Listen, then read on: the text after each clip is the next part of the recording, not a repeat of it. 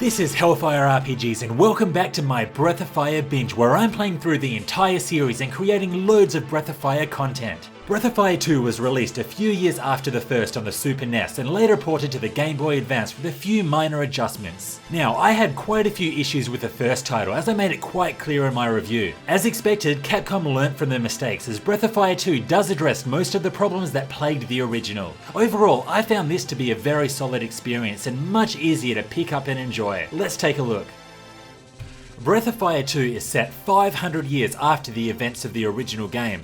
The story begins as a flashback with Ryu at age 6 finding that his family is missing and everyone in the town of Gate suddenly forgetting who he is. So he does what every 6-year-old would do, packs his bags and leaves town. The game resumes in the present with Ryu and his best friend Bo doing the odd job around the place to make some cash. The majority of the story is travelling around solving problems for people, and this eventually grows into something much bigger. Breath of Fire 2 places a lot more focus on the narrative this time around. It hardly compares to the quality of some of the powerhouse titles on the system, but it did more than enough to keep me going. And one thing that I did love is that I wasn't completely reliant on a walkthrough this time around, which was a nice change. The narrative is quite slow to get started, and during these early stages there was a lot of backtracking, which was particularly frustrating due to the crazy encounter rate, but I'll rage about this later. As I mentioned before the plot really starts to pick up, you'll be solving a lot of smaller issues in each town, and these are entertaining enough. One of my personal favourites is resolving the issues of a fat queen who can't do anything because she's fat. You have to go inside her body, eliminate her fatty demons, and restore her to the fit young queen she once was. Best weight loss treatment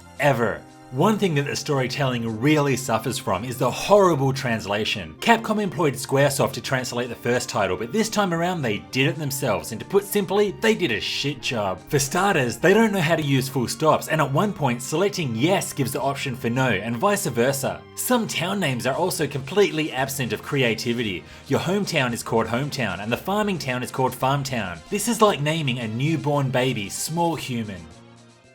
Exploring the big, wide world was my favourite part of Breath of Fire 1, and this time around it's even better. There are loads of secrets to discover both around the world map and within towns, cities and dungeons. For instance, at one point I accidentally dropped down a waterfall only to land in a hidden cave where I found a new set of dragon transformations. Just like the original, each character also has a unique field skill that can be utilised to get to otherwise inaccessible areas. This is a good idea, however it does mean that you have to constantly change members when you hit a new roadblock, and this involves going all the way back to a save point. The actual map is also greatly improved, and viewing it makes navigating the world much more enjoyable. And while I'm talking about the world, I'll also mention that this is probably the only JRPG I've ever played that has toilets. You can't actually use them, but this is still some interesting attention to detail. A big factor that holds the whole world exploration aspect back is the insane random encounter rate. I'm not joking when I say this, but sometimes you'll be thrown into a fight only after a couple of steps, and this is infuriating. At least in Breath of Fire 1 there was an item that prevented encounters completely. This time around there's only an item to reduce the rate of random encounters, and honestly I question whether this item works at all. One of Breath of Fire 2's most interesting new features is the Township System. Early in the game you find an old rundown hut, and through enlisting the help of others you can eventually build this up into a full-sized town. You can also recruit NPCs to join your cause, and many of them provide new functionality to your base. For instance, one recruit temporarily raises your attack power in battle, while another one will give you a riddle. We interrupt this review to make a very special announcement. Solve this riddle in the comments and Mr. Hellfire will reply with a special treat. Two brothers are we, great burdens we bear, all day we are bitterly pressed. But this I will say, we are full all day, and are empty when we go to rest. Good luck!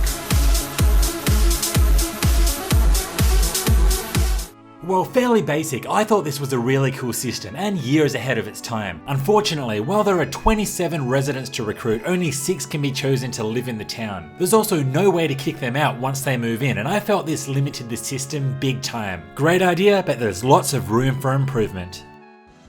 As mentioned before, you will be getting into fights a lot. Fortunately, the battles go quickly, especially when using the auto attack feature. Overall, the gameplay is pretty solid for a turn-based RPG of the era, but it definitely seems less challenging than Breath of Fire 1. This is of course until you reach the massive difficulty spike in the final dungeon. Couple this with a long dungeon full of hundreds of random encounters and you will not be finishing the game on a high. Just like the first title, you have your basic attack, magic and item options, but there are a few new mechanics introduced to keep things fresh. The biggest new addition is the overhaul to the formations. Instead of simply selecting from the front or back row, you are given 4 different formations to choose from that provides different benefits by adjusting the stats of whichever character is in each position. For instance, the scrambled formation is good for 3 physical attackers and a mage, while the defensive is better for multiple mages. This time around, each character also has a unique battle skill. This is a nice idea, however, they are often useless due to their function being incredibly situational. Rand, for instance, can use Wake to wake up sleeping allies, which is something that I never found a use for. Then there's Ryu and his ability to transform into a dragon. In the first game, he could transform into one of these beasts for the entire battle. This time around, he can only transform into a dragon for a single turn and unleash one single attack. The problem here is that it uses up all of his MP, with the attack power scaling to the amount of MP Ryu uses. In my opinion, this mechanic is very poor and a huge step backwards, as this ultimately resulted in me only ever using the dragon move at the start of boss battles. So much wasted potential here. Another big new addition is the Shaman System. This allows you to fuse your characters with 1 or 2 shamans that you have recruited around the world. The outcome of this fusion will either be a complete failure, a small stat boost, a large stat boost, or a complete character transformation, which is the best one to get. This adds a lot of variation to the way that you approach your battles and is generally a very solid addition. My only issue here is the amount of trial and error it takes to test out every combination. Every time you experiment with a fusion, you have to watch a short scene unfold. With 7 characters that can fuse, you're looking at about 150 possible combinations, and going through all of these will take a lot of time. For this reason, I strongly recommend searching for all the combinations online.